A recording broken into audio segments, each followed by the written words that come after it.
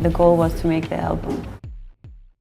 And I can imagine it's good for your creativity to feel a little bit downbeat sometimes. Yeah. Are there specific moments on Philharmonics in which we can hear what you've got through? I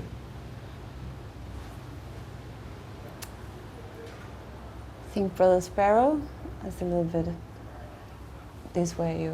It's very silent somehow, and you're listening to the noises on the street. And just so also, because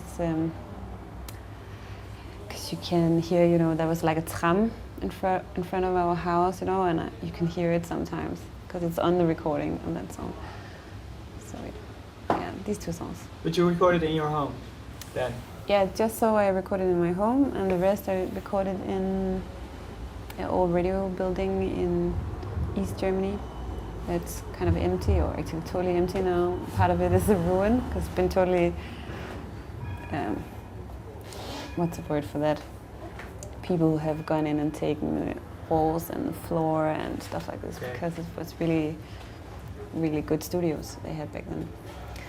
So there I recorded the Philharmonics, most of the Philharmonics album.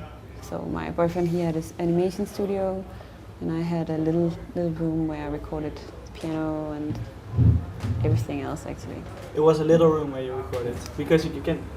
I was thinking that I can really hear the space in which you recorded, but that's not. There was, yeah, but I also recorded some of it out in the hallway. It was like a huge hallway outside the building, outside our old studio, because there was a lot of Raumklang, a lot of echo and stuff.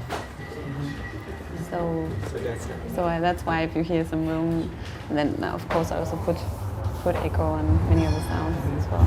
Well, Berlin really seems to work like a magnet for creative people. A lot of people go there. Isn't there a sort of overload going on? I hope not. That would be sad if it would stop being Berlin. But yeah, I don't know if there's an overload. I don't feel it at all, because I'm kind of working alone, and I don't feel it. Maybe I can feel it with the contemporary art scene. There's really a lot of artists there, and there's vernissages all the time, and I think it must be hard in their way to make people come to a vernissage and stuff like this. But in the music matter, I don't feel it like that. Or maybe also the electronic scene. Maybe that's a lot going on there. Yeah, it's a German tradition. Yeah, it's really. You got to learn the Germans in those first weeks by learning the language and learning the people. Can you pinpoint what the major differences are between the Germans and the Danes?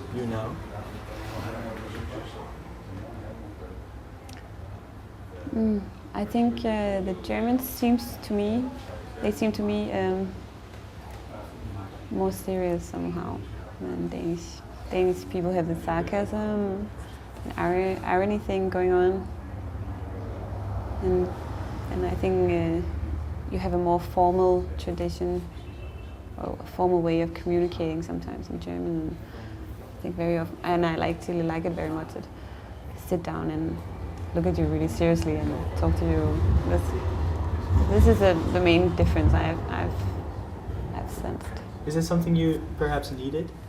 That you got away from Denmark to seek more serious people? Yeah, but I also know a lot of not very serious people in Berlin. Yeah. I think what I've learned in Berlin from the people I met there is actually, and that has inspired my music very much, is that it's very important you make exactly what you want. Because some of the people I know there, they're absolutely doing what they want. They don't care if nobody is listening. If they want to do some kind of weird experiment with some weird sounds and do that for half a year every day, then they do it. And this has been very inspiring for me to kind of just go ahead with exactly what I felt like. But now people are listening. People are listening to you. Yeah. Is that flattering? Yes, of course. Yes. Is that what you wanted from the beginning, or did you think, well, I'm gonna make it, and I don't care if people listen to it or not?